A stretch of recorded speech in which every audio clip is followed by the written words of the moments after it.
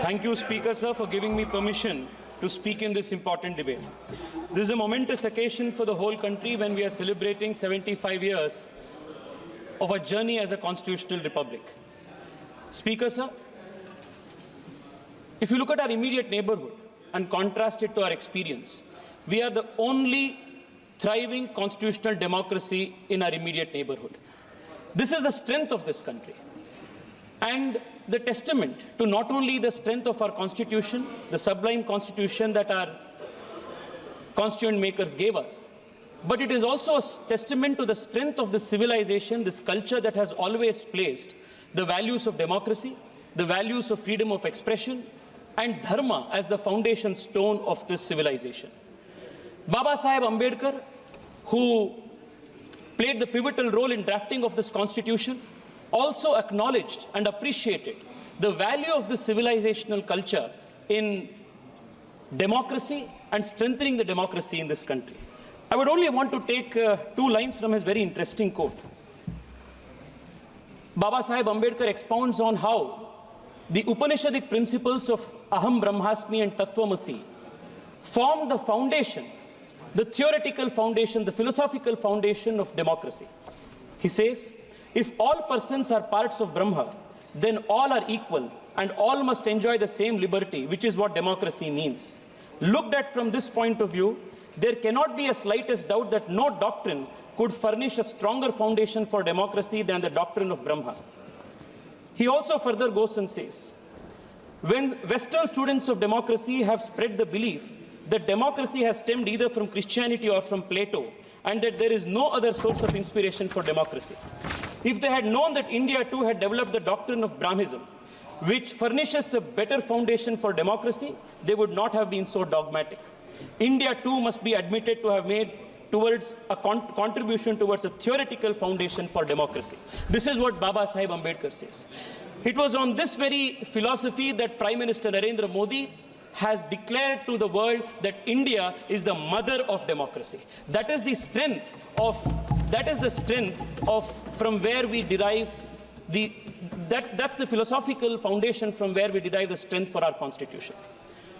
Speaker, sir, this civilizational value of India, that we are a civilizational state, was implicitly addressed and appreciated in this constitution when India was referred to as Bharat in Article 1 of the Constitution.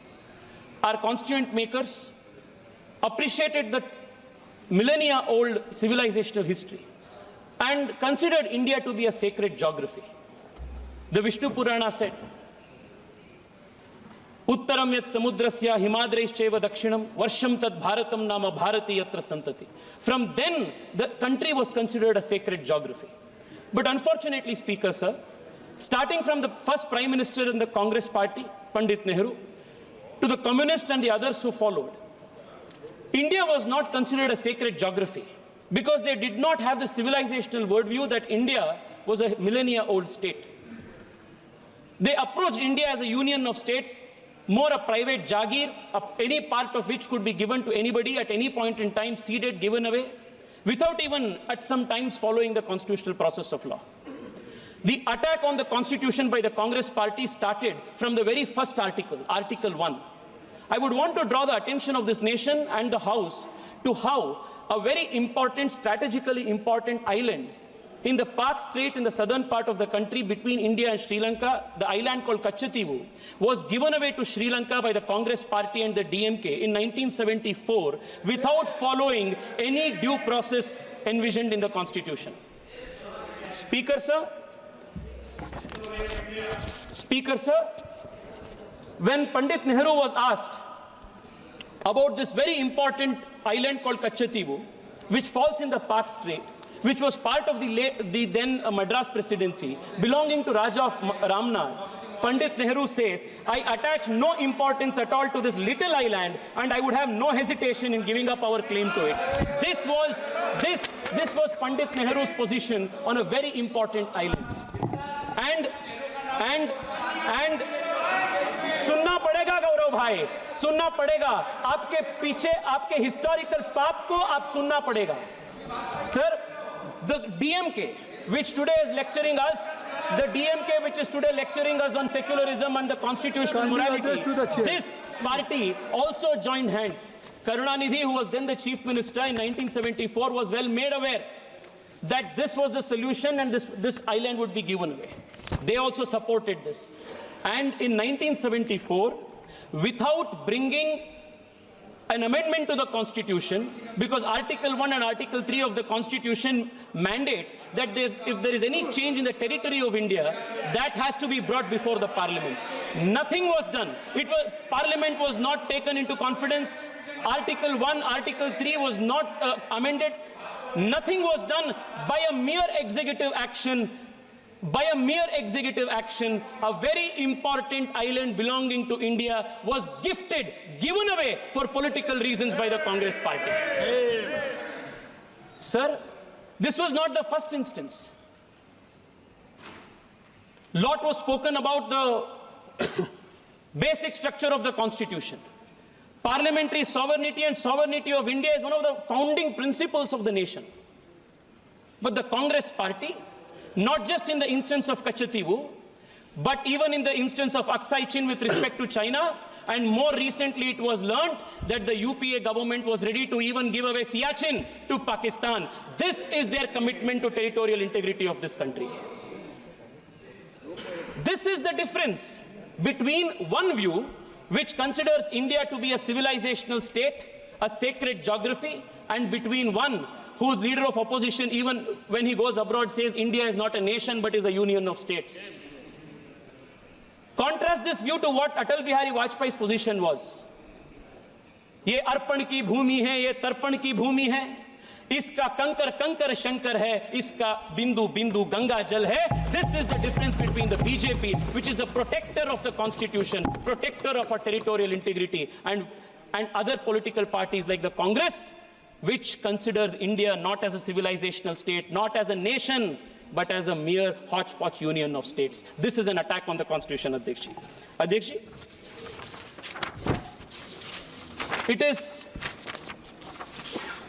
it is this difference in the philosophy of approaching the nation and the Constitution that resulted in the Congress party and its successive dynastic prime ministers attacking not just the Constitution but the very soul of this country. The forcible insertion of socialist and secular in the Indian Constitution during the 42nd Amendment was not the first attempt at introducing these two ideas in the Constitution and making the Constitution rigid. Even during the Constituent Assembly debates, a proposal was made to add socialist and secular into the country's preamble and the Constitution. And this was categorically rejected by Baba Saheb Ambedkar. And the reason why Baba Saheb Ambedkar rejected this is very telling. Baba Saheb Ambedkar, while rejecting the proposal to add socialist and secular, makes this very important observation. He says the Constitution is merely a mechanism for the purpose of regulating the work of the various organs of the state. It is not a mechanism whereby particular members or particular parties are installed in office. What should be the policy of the state, how the society should be organized in its social and economic side are matters which must be decided by the people themselves according to time and circumstances. Sir, yesterday many members from the opposition said that the Congress party introduced 42nd Amendment, socialism, secularism in the Constitution with a laudable objective. Let me tell this nation and let me tell this august house that there was no laudable objective behind that insertion.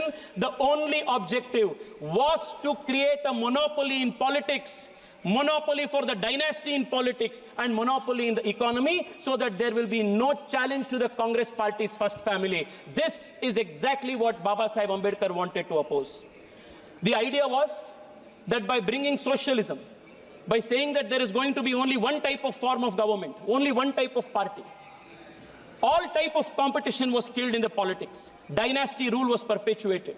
And the idea was that politics will be controlled by the dynasty's monopoly and the economy in turn would be controlled by the state's monopoly. This vicious cycle, Speaker sir, kept the country poor, kept the country hungry, and kept the country backward. The cost for this thrusting of socialism only to keep the country poor and to perpetuate the dynasty's stranglehold on the country's politics, cost the nation dear. In a paper titled The Price of Socialism, noted economist Swaminathan Iyer says that millions of children, let me read it out, Speaker, sir, that 14.5 million children would have survived, 261 million more Indians would have become literate, and 109 million more people would have risen from poverty line had we not approached our economy with this dogmatic approach. This, Speaker, sir, has been the contribution of the Congress party. Yesterday, there was a question of Arthik Nyay. I want to tell you what Arthik Nyay the country saw under, economic justice the Congress saw under, the country saw under the Congress party. Until Prime Minister Narendra Modi came, a large swaths of this country, a large population of this country did not have access to toilets. This was the kind of economic justice they had given. Close to 80% of the country's villages did not have access to electricity, and they speak of economic justice. Close to 50 crore people in this country did not have access to bank accounts, and they speak of economic justice. मैं आपको बताना चाहता हूं, नरेंद्र मोदी जी आने के बाद पहली बार देश के गरीब को आर्थिक न्याय मिला है और संवैधानिक रूप से वो मिला। अध्यक्ष जी, because Baba Saheb Ambedkar was such a staunch opponent of this Congress style of politics, Pandit Nehru declared Baba Saheb Ambedkar to be his enemy number one politically.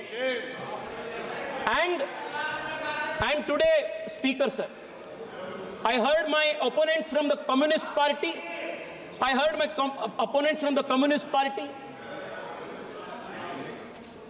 state that the RSS was against the Ambedkar and Ambedkar's constitution.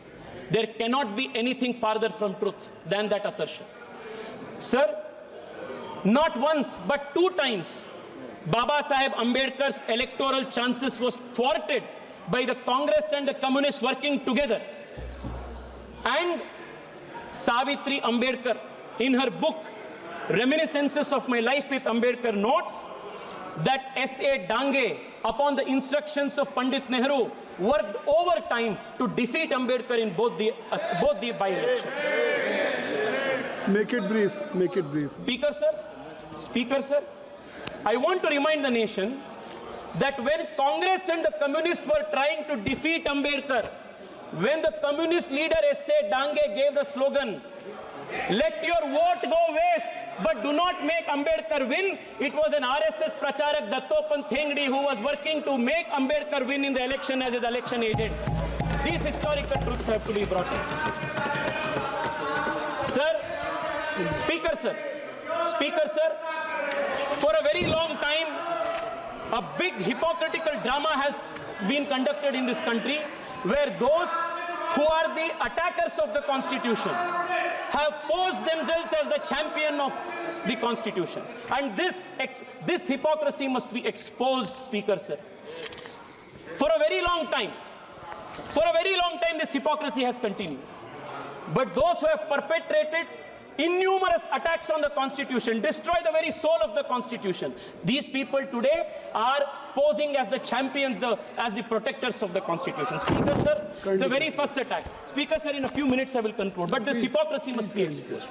Speaker, sir, the DMK gave us big lectures here on secularism.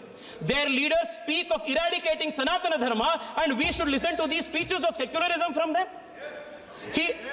The DMK leaders, the leaders from the DMK, Speaker, sir, are speaking about constitutional morality.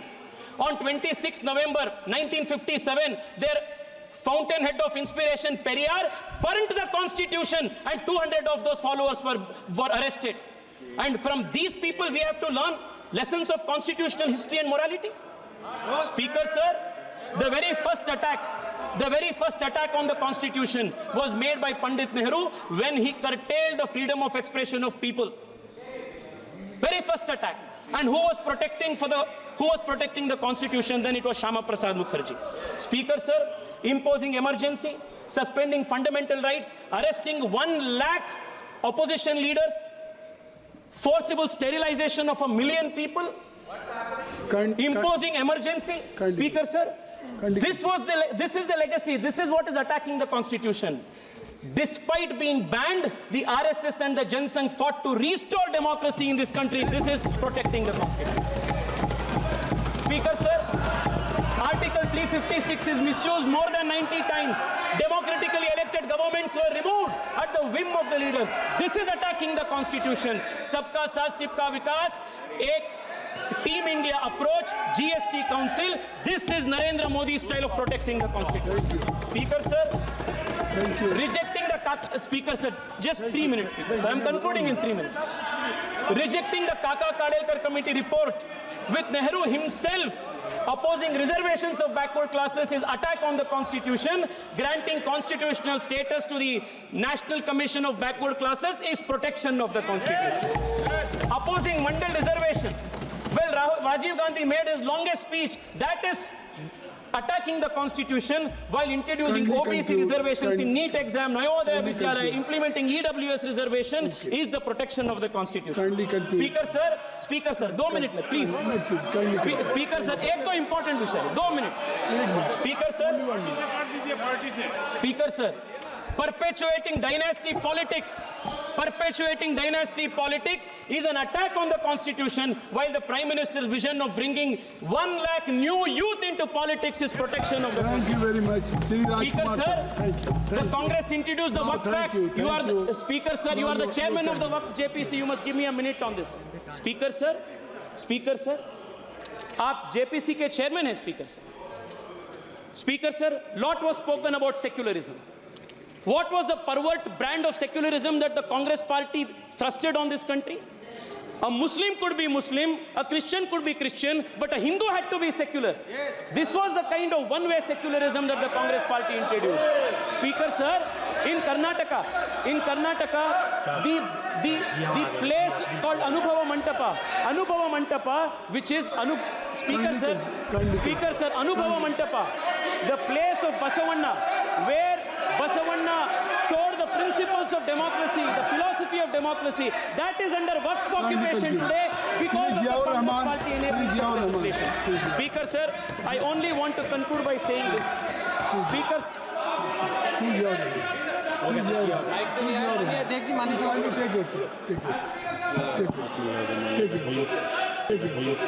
माननीय सभापति जी, संविधान पर चर्चा पर बोलने के लिए मौका देने के लिए आपका बहुत बहुत शुक्रिया। आज मैं यहाँ मजलूमों की आवाज़ बन करके खड़ा हूँ। उन करोड़ों भारतीय मुसलमान और अल्पसंख्यकों की जद्दोजहद और हक की बात करना चाहता हूँ।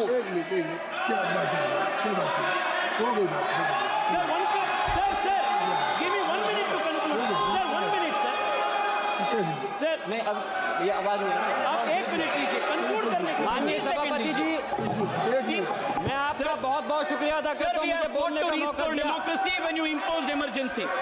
We fought to send Ambedkar to parliament when you conspired to defeat him. We have fought to protect secularism and pluralism when you surrendered to vote bank politics. We fought to make India prosperous while you kept India poor. We fought for Ek Bharat Shresth Bharat while you supported Tukde of Bharat. We are the party that is standing against your Soros army that is trying to destabilize India. We are committed to protecting the constitution.